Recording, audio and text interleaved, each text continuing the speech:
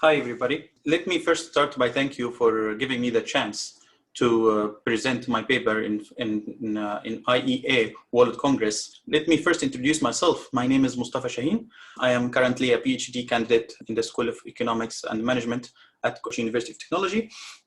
And I'm going to present how do individuals behave in intergenerational sustainability dilemma, a strategy method experiment. This paper is now published in scientific reports under the title Intergenerational Sustainability is Enhanced by Taking the Perspectives of Future Generations. So I will start by the outline. So intergenerational sustainability dilemma problems. What's the meaning of intergenerational sustainability dilemma? It is a situation where the current generation chooses to maximize its own benefits without considering future generation, compromising IS where communication among generation cannot be made, or it is a situation where the current generation chooses to sacrifice its own benefit for considering a future generation, maintaining IS where communication cannot be made among generations. So, and we can see global warming, other problems like accumulation of governmental debt, over exploitation of natural resources, many problems that can be represented under this framework. And that's why we try to study this phenomena. And what the other people have done before us, most of the previous literature, they have studied in a group of people how the group behaves. And we can see this in Kamijo, in Shahrier. They see how the group behaves under ISDG, or Intergenerational Sustainability game, which I will explain, and which I think my colleagues also had explained in the previous videos. I will explain it in a brief because my game is depending on what they have done. What is one person ISDG? We line up the people in a sequence like this. So first person represent the first generation, second person represents second generation, third generation, fourth generation. And we ask each generation to choose between two options. If they choose option A, they will take 3,600, and the next generation are going to be affected, or their payoff are going to be declined by 900 in this case. So they will have to choose between 2,700 or 1,800.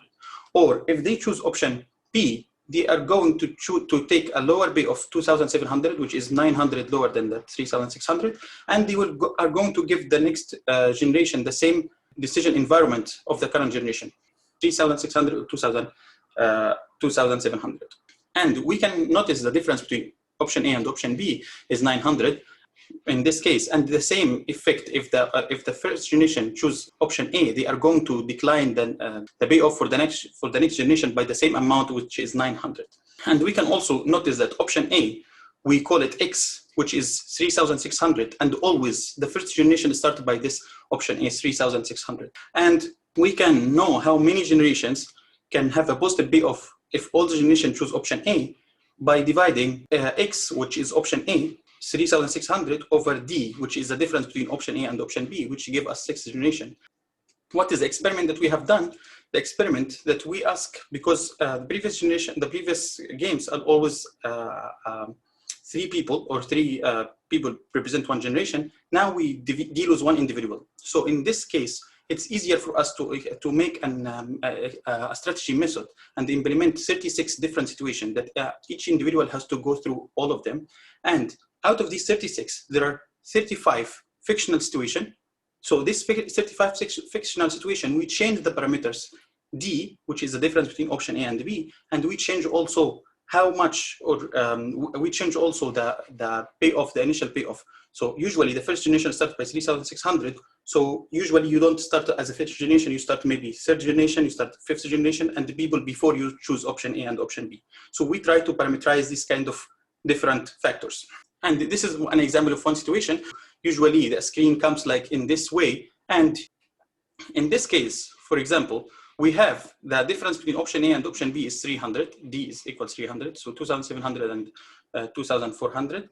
And if the previous generation choose option A, you will find them represented by orange. And if they choose option B, you will find them represented by blue. So as we can see from this, the current generation is represented by the yellow color, and it is the 13th generation. And the three generation before them choose option A. That's why each one of them decrease the payoff by 300. If we start by 3,600 here, then 300, 300, 300. So it's 900 degrees. That's why we reached to 2,700. And if we want to know how many generations can continue the game, it is just X over D, which is 2,700 over 300 is the difference between option A and B. So we know that 9 generations can still choose option A and the game can still continue to 9 generations, which what we call Intergenerational Sustainability Index. This is the basic ISDG, what we call the basic ISDG. And we apply a treatment, which is a FAB treatment. Shahrier has already explained this, but let me explain it again. Each generation is asked to be in the position of the next generation and they make a request to previous generation to choose between option A and option B. They go back to the original position and they take the decision between option A and option B. So now they are taking 2 steps instead of directly take that decision for themselves. So first they take the decision at the viewpoint of the next generation, what we call perspective taking, and then go back to their original position. Perspective taking, how the perspective taking make the people change their mind. So if we give the people perspective of future generation, are people going to change their mind or not? And the results, we find that it is very obvious that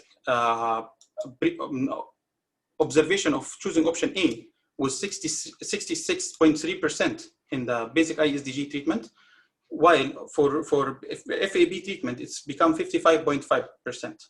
And observation for choosing option B is 33.6 and 44.5. So it is almost 10% lower in option A, it's unsustainable option, and 10% higher for option B, or sustainable option. We run banal logit regression in order to see the effect of our treatment, and we find that the treatment is always significant and always almost 15% higher. So the people under FAB have a probability of choosing sustainable option B 15.8% higher than the people in the basic ISDG. And we can find also one interesting fact is that FAB and the IS index interaction is negative. It means that when the predicted probability under FAB treatments, 3-dimensional map, and this 3-dimensional map shows that the percentage of choosing option A in history. So how many generations before us choose option A out of the entire generations before us, and Intergenerational Sustainability Index, IS index, which is showing that how many generations can survive after us, or how many generations can survive in general in the game. And what we can see interesting here is that in the basic ISDG treatment, when Intergenerational Sustainability Index decreases, this the percentage of choosing option B, which is indicated by the color, the density of the black color here, it shows that it is decreasing very sharply in basic ISDG from 47% to 31%, while with FAB treatment, it is increasing actually from 49% to 52%. So it shows that FAB is an effective treatment to induce the people to choose sustainable option and to be sustainable for future generations, even when intergenerational sustainability endangered, or we are facing the gravity of situation is becoming harder for the future generations. People start to concern and think about the future generations more with FAB. So what we show by these results is just FAB treatments working, but what is the reason behind this? We wanted to try how does the FAB treatment might work. So we just conjecture that there might be 2 channels, or might be one of the 2 channels working in this case. Maybe cognitive dissonance. When we ask the people to be in the position of the next generations, they might feel that they are affecting the future generation, and they are having 2 conflicting views about the payoff of the next generation and their payoff, and then how the next generation welfare will be will be affected by our decision. Then they start to have this dissonance, and they start, when they go back to the original position, they start to become concerning more about the future generation. And another thing is another channel that might affect also is empathy. When people in the position of the next generation, they might think that we become more empathetic to the future generation, and they start to act and become sustainable for the future generation.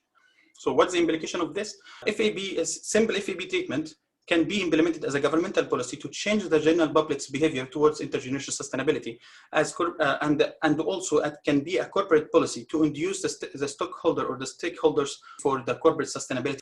This is all, and the conclusion of this presentation is that FAB treatment that seeks to induce people to imagine and think about being in the standpoint of future generation and take the perspective of future generations affect the human's behavior and preferences for future generation, and they become more future oriented.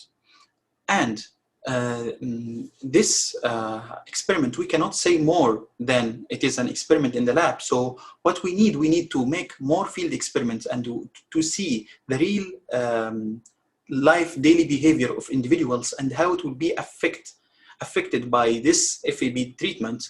And we also need to think about if this FAB treatment is having a lingering effect. So it might affect for a maybe large period of time, and it might affect only for few hours. We never know. We need to at least be confident about our results and try to make more experiments and see if this is affecting or not.